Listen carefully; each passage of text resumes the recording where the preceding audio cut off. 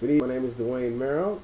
My topic is texting while driving, a real-life tragic message. Since the turn of the 21st century, communication has become key to everything.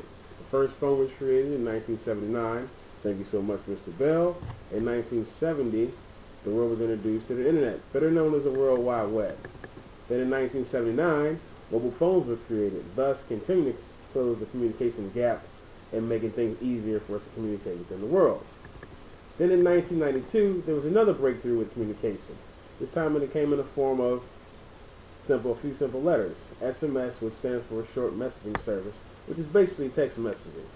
A survey was conducted in 2010 and it showed that 72% of U.S. adult cell phone users send and receive text messages.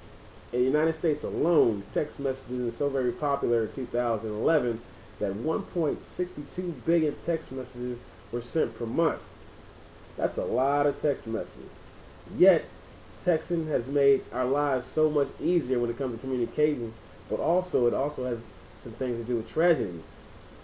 So far, it's become America's leading epidemic, injuring 330,000 people last year and killing 11 teenagers every day. That's very tragic and not a good thing. Unfortunately, many of these people, the result was these individuals took the texting from their everyday lives and their jobs into the car. While this may seem like multitasking, there are several disadvantages to doing so. Not only does text messaging distract everybody whenever you're driving in many states, but it's also illegal. It's something that you shouldn't do the second you get in the vehicle at all. Text messaging, it forces you to use one hand while texting, and then you're trying to use another hand driving and controlling the car. The National Highway and Traffic Administration reported that in 2008, the driver distraction was caused by 16% of the fatal crashes. 508,000 people were killed, and 20% of the crashes resulted in injury. 515 people were wounded. That's not a good number. Did you know that in 2008, in the Chatsworth train collision, there were 25 passengers in which they did a further investigation, and the engineer of the train had sent 45 text messages while operating? That's not good, people. Put yourself in the shoes of the driver. How do you think he feels right now rotting in prison for manslaughter? 45 messages cost him more than a decade of his life behind bars.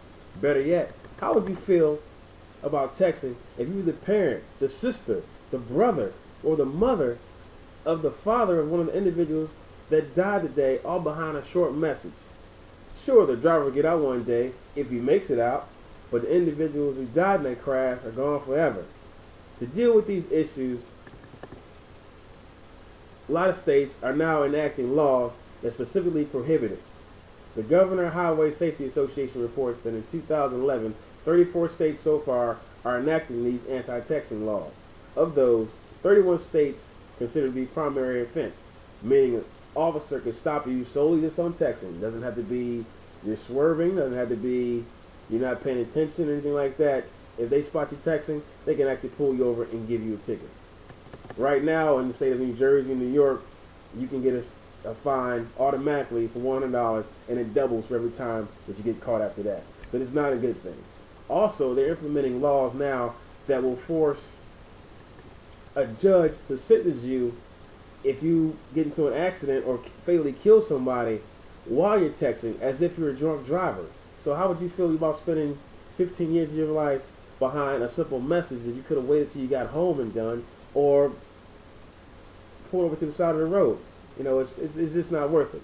So in closing, I ask you to do your part and be a responsible adult and not text while you're driving. Your life, the lives of those in the car, as well as those that are on the road, are counting on you to take charge and help fight this growing epidemic. If you know someone that does, encourage them not to. If you see someone doing it, bring it to their attention. Let's all lead by example and show that our lives are worth more than 160 to 200 letters in a simple message.